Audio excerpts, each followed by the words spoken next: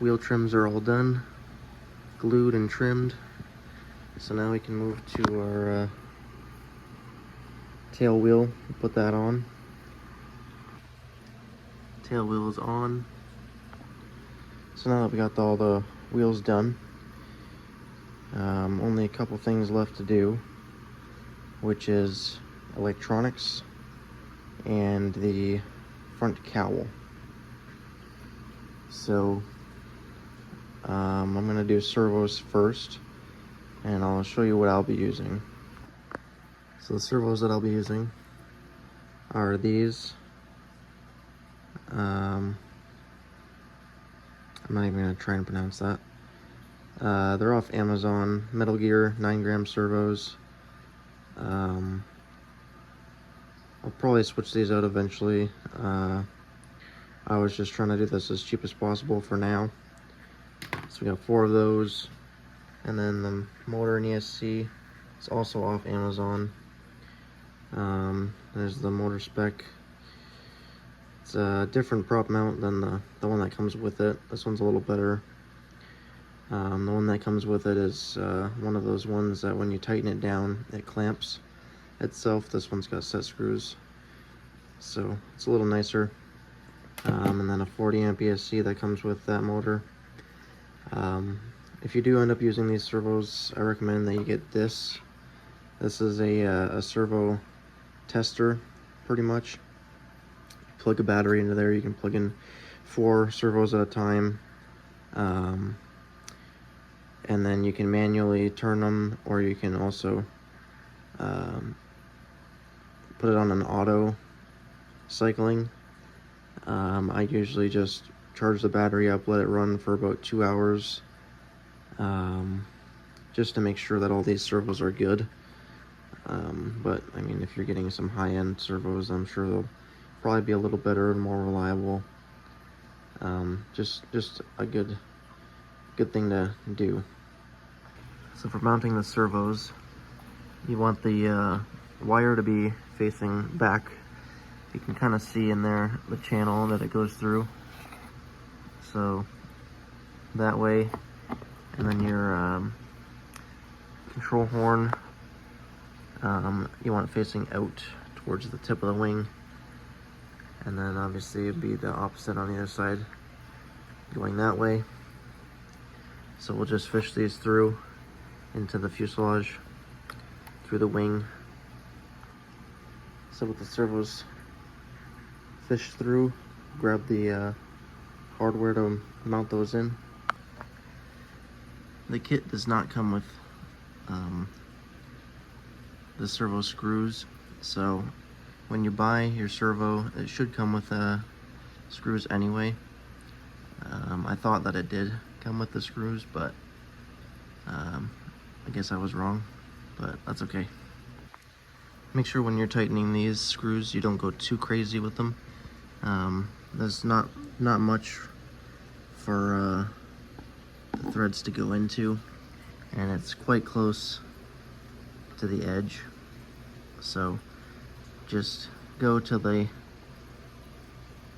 basically bottom out on the servo, and then maybe a quarter turn or half turn more, and that's about it.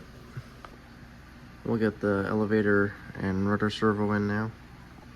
For the elevator and rudder servos, you'll need your extension. These ones go all the way from the back to the front basically, so put that on before you stuff it in there, because you won't be able to get it on. I recommend getting one of these little grabber things. It's got a magnet on the end, and one of the little grabbers, you push the end in and it grabs it. Just kind of feed it through that hole all the way up to the back, and then grab it and pull it through. It makes your life so much easier. Now that we've got the servos all in place, I'm just going to use that servo tester to center the servos. You can also do that with that tool. Pretty sure I did it before, but I'm just gonna do it once more to make sure. So with our servos plugged into this tester and the battery plugged in, We got 1500 as our centered. I just used the dial to put it on 1500. That's our centering spot. And then there's auto cycle, so you can hear the servos going.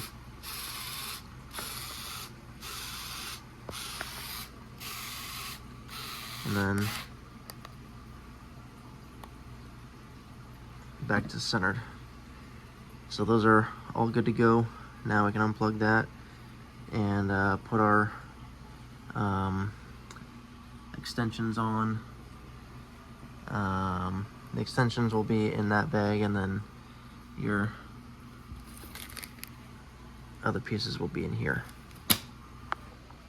We got the aileron push rods done, and here's the hardware.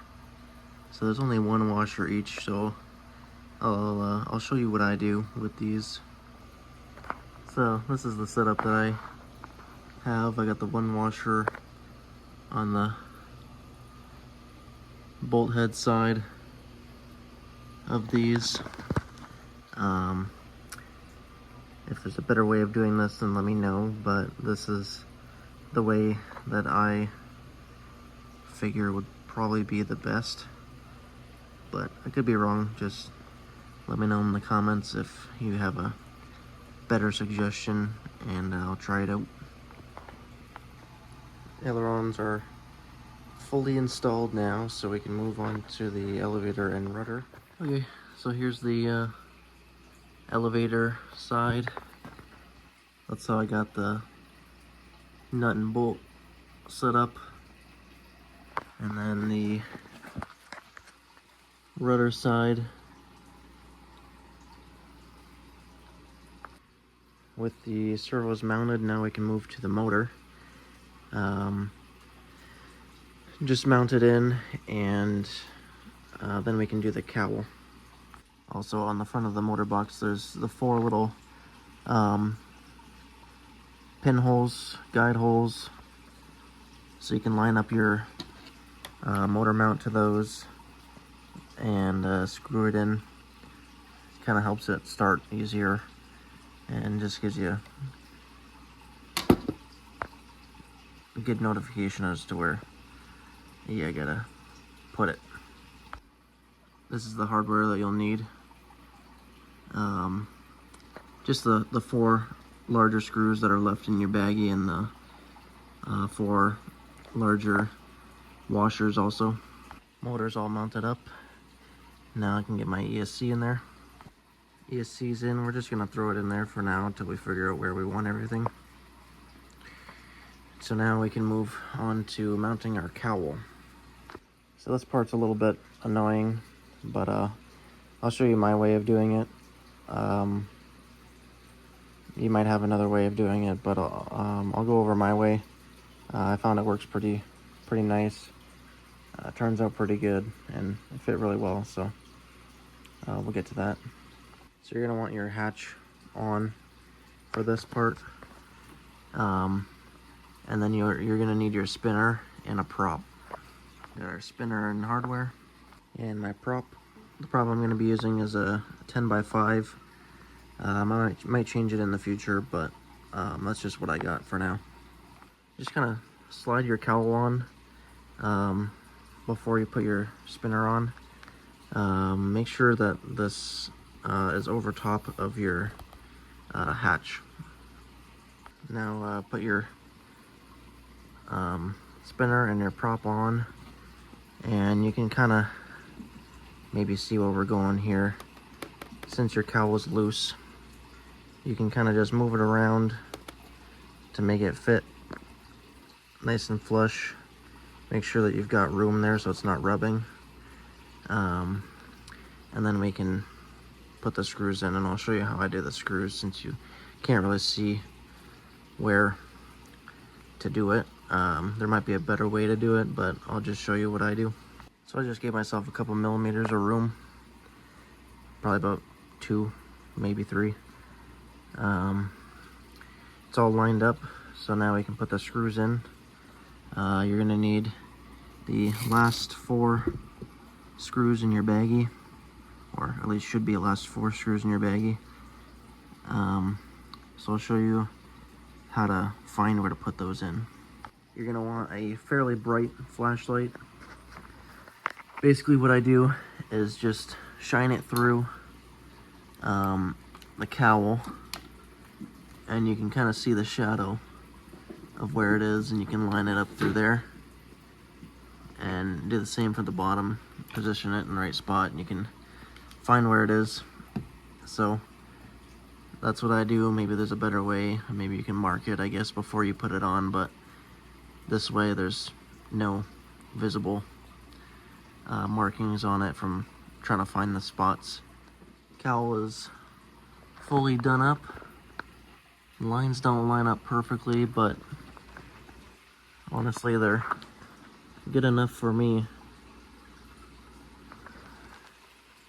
Everything's all good, lined up. Now we're pretty much done. All you gotta do is tighten up your spinner and your prop and throw your receiver in, throw a battery in there, and you're good to go. For anybody wondering, the CG marks are on the wing where the arrows are. That's the factory recommended CG. If you're a skilled pilot, you might want to try a different CG. I'm just gonna do what those are pointing towards.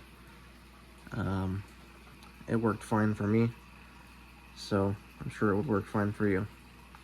Also, the kit comes with a Velcro tape for your battery. You can use it for your receiver as well. I would highly recommend that you actually use a battery strap and not just the Velcro strip. The last thing you want is your battery flying out of your hatch, or even just kind of unplugging itself.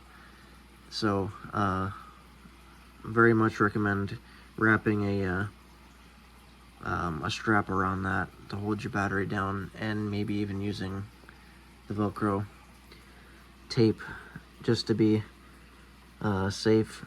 Your battery is just gonna stuff in there, and you can put your receiver wherever you want as long as it's not in the way of the cowl. I just used the 2200 milliamp hour 3S batteries.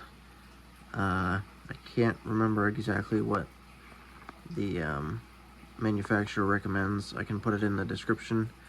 I think it was 1200 milliamp hour to 1500 or something like that, but I will put the exact stuff in the description. You can use whatever you want. I prefer the 2200s. They give you a little more power, and it's plenty for this little thing. Super light. Yeah, that's it. Hopefully this video was helpful for you. I know I hate when I look up a video to help me put something together and it's missing a lot of parts, so I tried to be as detailed as possible. Hopefully it was detailed enough, and hopefully it helped you if you had any unanswered questions. If you got any other questions, maybe something I missed, let me know. I would be happy to help, and yeah, let me know if you have any ideas for future videos. We do RC planes and boats, so let me know.